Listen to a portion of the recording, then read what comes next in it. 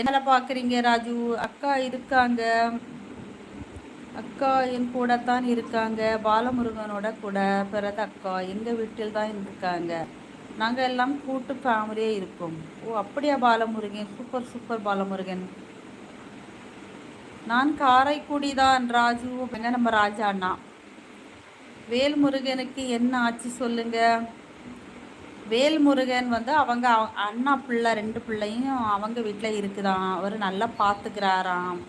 அப்படியே அண்ணன் வீட்டில் கொசு தொல்லை ஜாஸ்தியாம். அதனால் பிள்ளைங்களெல்லாம் இவர் வச்சுட்டு பக்கத்தில் கொண்டு வச்சிருக்கிறாராம்.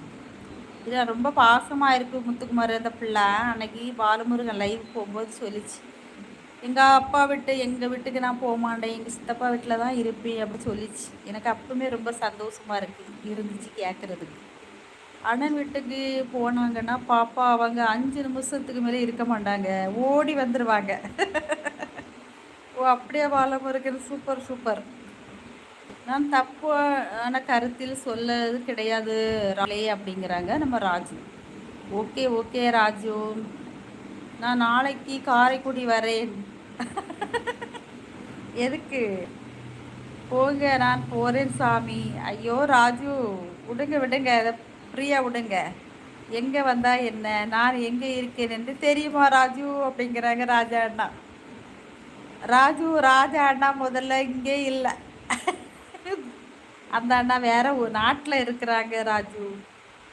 கமெண்ட் வேகமாக படிங்க, நிறைய இருக்குவா முத்துக்குமார் கமெண்ட். எங்கள் அண்ணன் வீட்டில் ஃபோன் என்னது ஃபேன் போட்டாலே கரண்ட் பில் வருது என்று சொல்லுவா. ஓ அப்படியா? ஃபேனே போட மாட்டாங்களா, அப்புறம் எப்படி கொசு போவோம் பாலமுருகன்? அன்னைக்கு உடம்பு சரியில்லை அக்கா.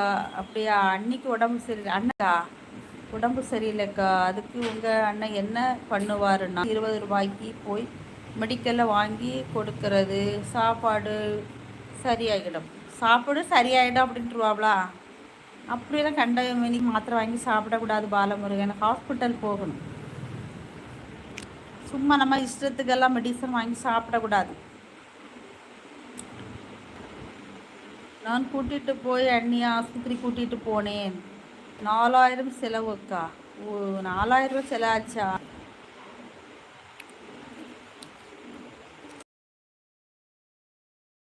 ஹாஸ்பிட்டல் போனால் ஆகும். கவர்மெண்ட் ஆஸ்பத்திரியெல்லாம் கிடையாதா பக்கத்தில்?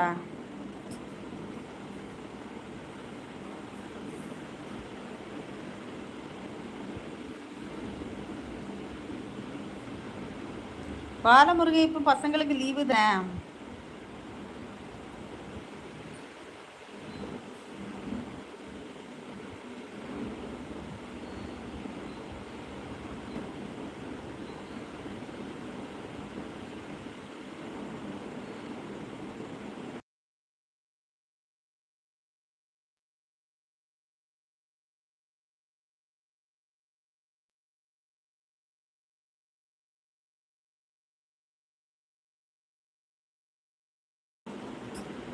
அம்மு இரவு என்ன சமையல் சாப்பிட்டீங்க அம்மு? நான் சாப்பிட்டாச்சு முத்துக்குமாரி, சோறு சாப்பிட்டேன். மத்தியானம் தானே குழம்பு வச்சு சோறு பொங்கினே முத்துக்குமாரு, அதனால அதே சாப்பிட்டாச்சு. எல்லாருக்கும் சாப்பிட்டாச்சு வீட்டில். சாப்பிட்ட சோறு செமிச்சாச்சு. எது தூங்க வேண்டிய இன்னொரு அரை மணி நேரத்தில் கொட்டாவி எடுத்தாச்சப்பா. தூக்கத்தை பற்றி பேசணுன்னு. நீ சாப்பிட்டியா முத்துக்குமார்? என்ன சாப்பிட்ட?